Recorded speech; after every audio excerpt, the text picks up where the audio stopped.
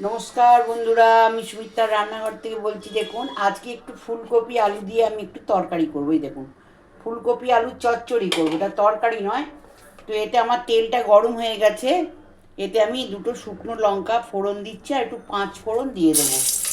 একটু পাঁচ ফোড়ন দিয়ে দেবো।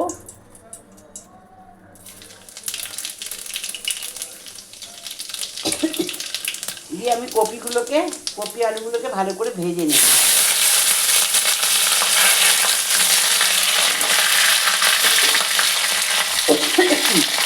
আর তাতে কী দেবো দেখুন, কড়াইশুঁটি আর কাঁচা লঙ্কা আর দেবো ধনে পাতা। এইটা দিয়ে আমি তরকারিটা রেডি করব।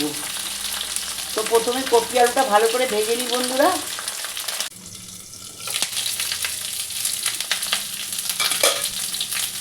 দেখুন বন্ধুরা, কপিটা ভালো করে ভাজা হয়ে গেছে, আলু কপিটা।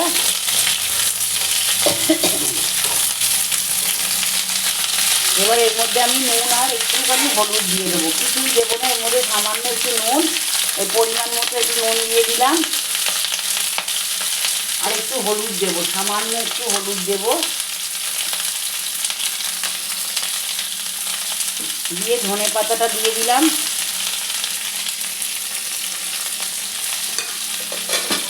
আর কাঁচা লঙ্কা কড়াইশুঁটিটাও দিয়ে দিলাম।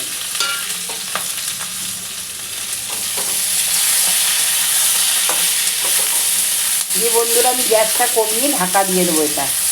এতে জল দেবো না, এটা এমনি এমনি হবে।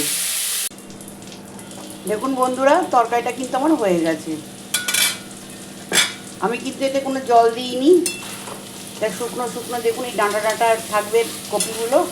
এটা আপনি রুটি দিয়ে পরোটা দিয়ে কিছু দিয়েই খেতে পারেন, শুকনো ভাত দিয়েও খেতে পারেন, ভালো লাগবে।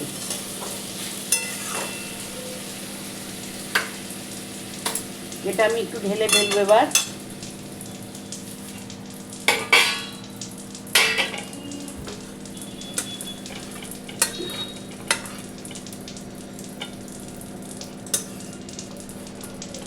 এই রেসিপিটা যদি আপনাদের ভালো লেগে থাকে, আপনারা আমায় সাবস্ক্রাইব করবেন, সাইডে থাকা বেলটা দাবিয়ে দেবেন, লাইক করবেন, শেয়ার করবেন, কমেন্টে অতি অবশ্যই লিখবেন। আমি সুমিত্রার রান্নাঘর থেকেই বললাম। নমস্কার বন্ধুরা।